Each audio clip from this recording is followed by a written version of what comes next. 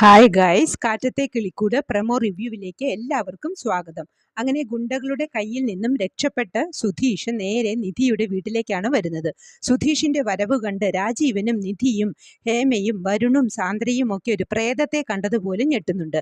സുധീഷിന്റെ collar പിടിച്ച് നീ ഇത്ര നേരം എവിടെയായിരുന്നു, കാശും സ്വർണവും ഒക്കെ എവിടെടാ എന്ന് ചോദിക്കുന്നുണ്ട് വരുൺ.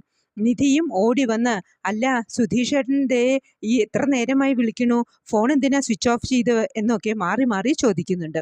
ഇത് കണ്ട് രാജീവിന് പേടിയാകുന്നു. വരുൺ എന്തിനാ എത്ര ധൃതി കാണിക്കുന്നത് എന്ന് വിചാരിച്ച എടാ വിട്, സുധീഷാണ് അത് എടുത്തതെങ്കിൽ അവൻ നമ്മുടെ മുന്നിൽ ഇങ്ങനെ വന്ന് നിൽക്കുമോ, ഒന്ന് ക്ഷമിക്കേ, അവൻ നേരിട്ട് വന്ന് നിൽക്കുമ്പോൾ തന്നെ അറിയില്ലേ സുധീഷിന്റെ ഭാഗത്തൊരു തെറ്റുമില്ലെന്ന് എന്ന് രാജീവൻ പറയുന്നു. മാറി മാറി ചോദിക്കുന്നത് കേട്ട് സുധീഷ് നടന്ന സംഭവങ്ങളെല്ലാം നിധിയോട് തുറന്നു പറയുന്നു.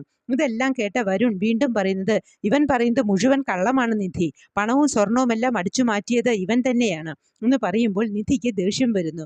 വരുണേട്ടൻ കുറെ നേരമായല്ലോ സുധീഷ് മോഷ്ടിച്ചു, സുധീഷ് കള്ളനാ, അവരുടെ വീട്ടുകാർ കള്ളനാ എന്നൊക്കെ പറയുന്നു എന്ന് പറഞ്ഞപ്പോൾ എന്നാൽ ഞാൻ പറഞ്ഞു തരാം എന്ന് പറഞ്ഞ് സുഭാഷിനെയും നികേഷിനെയും അകത്തേക്ക് വിളിക്കുന്നുണ്ട് സുധീഷ്.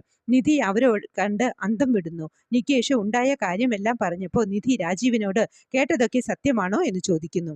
ഇടയിൽ കയറി സുധീഷ് ഇതാണല്ലേ നിങ്ങൾ അന്ന് കാറിൽ വെച്ചു എന്നെ വെല്ലുവിളിച്ചത് എന്ന് ചോദിക്കുന്നു. മോളെ, ഇതൊക്കെ അവൻ നുണ പറയുന്നതാണ്, ഹേമേ ഇവളെ അകത്തേക്ക് കൂട്ടിക്കൊണ്ടുപോ എന്ന് പറയുന്നുണ്ട് രാജീവൻ. ഇതൊക്കെ കേട്ട് അന്തം വിട്ട് നിൽക്കുന്ന നിധിയെ കാണിച്ചുകൊണ്ടാണ് പ്രമോ അവസാനിക്കുന്നത്. പ്രമോ ഇഷ്ടമായെങ്കിൽ ലൈക്ക് ചെയ്യാനും ഷെയർ ചെയ്യാനും സപ്പോർട്ട് ചെയ്യാനും സബ്സ്ക്രൈബ് ചെയ്യാനും മറക്കരുത്. അടുത്തൊരു എപ്പിസോഡിന്റെ പ്രമോവുമായി വരുന്നതുവരെ കാത്തിരിക്കുക.